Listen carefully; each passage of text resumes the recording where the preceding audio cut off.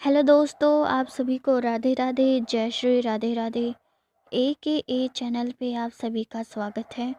छोटों को प्रेम, बड़ों को सम्मान एंड बड़े बुजुर्गों को हमारा हाथ जोड़ के प्रणाम, हमारा प्रणाम स्वीकार करें। बाकी जय श्री राधे राधे। मेरे सभी दोस्तों का ए चैनल पे स्वागत है।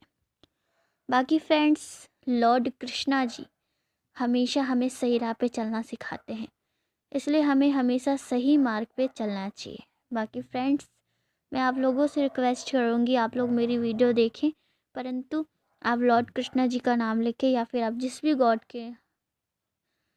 गॉड को मानते हो उनका नाम लेके मेरी वीडियो पूर्ण देखेंगे, तभी आपको समझ में आएगा वीडियो में क्या बोला जा रहा है। बाकी friends, thank you so much, धन्यवाद, राधे राधे। बाकी फ्रेंड, गॉड के ढेर सारे स्वरूप होते हैं, परंतु गॉड होते एक हैं और उनके स्वरूप अनेक होते हैं। रियल में अगर तुम गॉड को देखोगे तो वो परम परमेश्वर है, जिनका ना कोई आकार, वो निराकार है। वो आकार भी हैं और वो निराकार भी हैं, ठीक। परंतु भक्तों की भक्ति के अनुसार गॉड वो आकार लेने के लिए भी सज हो जाते हैं, जो सच्चे दिल से उनको स्मरण करते हैं जिस स्वरूप में। तो इसलिए मेरे हिसाब से गॉड जो होते हैं वो एक होते हैं, परंतु उनके रूप अनेक होते हैं।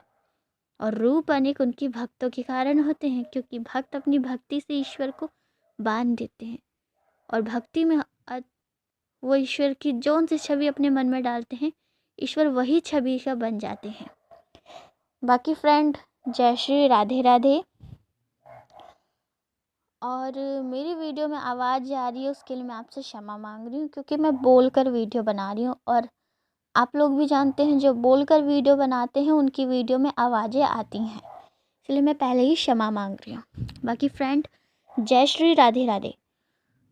लॉर्ड कृष्णा जी हमेशा हमें सही राह पे चलना सिखाते हैं और लॉर्ड कृष्णा जी ये भी कहते हैं कि व्यक्ति का जन्म अगर पृथ्वी पर हुआ है तो संघर्ष भी उसे करना ही होगा। मानव जीवन में आकर ईश्वर भी संसारिक चुनौतियों से बच नहीं सकते। ये तो आपने देखा ही होगा, राम अवतार में भी उन्होंने वन वन भटके थे, वन वन, है ना। और कृष्ण अवतार में भी उन्होंने बहुत सारे संसारिक दुखों को झेला था। तो जब संसार में आके ईश्वर भी संसारिक चुनौतियों से बच नहीं सकते, तो ऐसी परिस्थिति से भागने के बजाय उसका सामना डटकर खड़े हो जाना चाहिए, क्योंकि कर्म करना ही मानव का जीवन और सबसे पहला कर्तव्य होता है। दरअसल जो हमारी धरती मैया है, जिन्हें कर्म भूमि कहते हैं, और जो भी मनुष्य या भगवान अगर धरती मैया की गोद में या उनकी कोख में जन्म ले लेते हैं ना, तो ऐसे मनुष्य और वो भगवान उनकी संतान कहलाते हैं।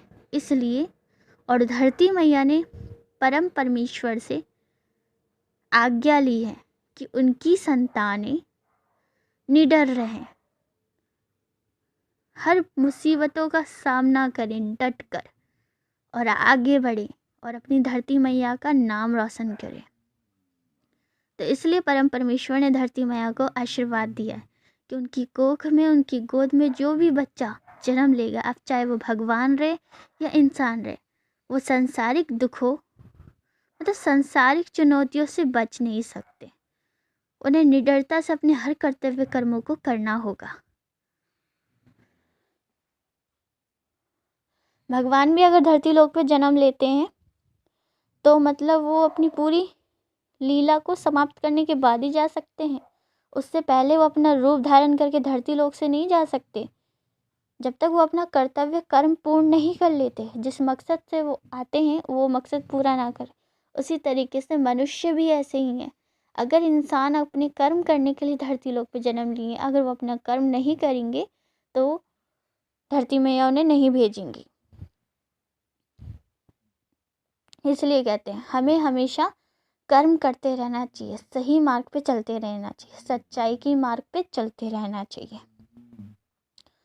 और ये भी कहा गया है, अरे यार दोस्तों, हमें मालूम है कि आपके अगल बगल के मनुष्य आपको कर्म नहीं करने देते, सच्चाई के राह पे चलने नहीं देते, आपको अपशब्द बोलते हैं, आपको आपके मार्ग से भटकाने की कोशिश करते हैं, परंतु हमें ऐसा कदाचित नहीं करना चाहिए।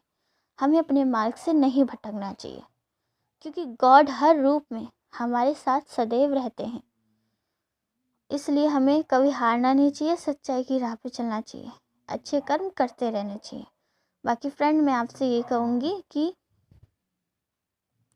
कर्म किए जाओ रात दिन भर, फल की इच्छा छोड़ो, 1 रुपया दान करो मिलते लाख करोड़। ये कहावत तो आपने सुनी होगी। इस कहावत के सेंटेंस को समझिए कि कर्म किए जाओ रात दिन भर, फल की इच्छा छोड़ो, यानी कि अपने कर्म को पूरी ईमानदारी, सच्चाई, अच्छाई से करो। जो लोग ताना मारते हैं, अरे ये क्या कर लेगा, कर्म अपना जो ईमानदारी से कर रहा है ये क्या कर लेगा, इसे कुछ नहीं मिलेगा, ये सब बातें अपने दिमाग से हटा दो। सिर्फ इतना सोचो कि कर्म किया जाओ रात दिन भर, अपने कर्म को करते जाओ, फल की इच्छा छोड़ो। ये मत सोचो कि ईश्वर हमें देंगे कि नहीं, 1 रुपया दान करो मिलते लाख करोड़। इसका अर्थ है कि अपने कर्तव्य कर्मों में पूरी ईमानदारी से अपने कार्य को संपन्न करो। ठीक, बाकी लाख करोड़ जो है वो ईश्वर पे छोड़ दो, गॉड हैं। ठीक है, मानती हूँ कभी कभी लोगों की भाषा सुन के ऐसा लगता है जैसे ईश्वर है ही नहीं, परंतु ये आपका गलत अर्थ है।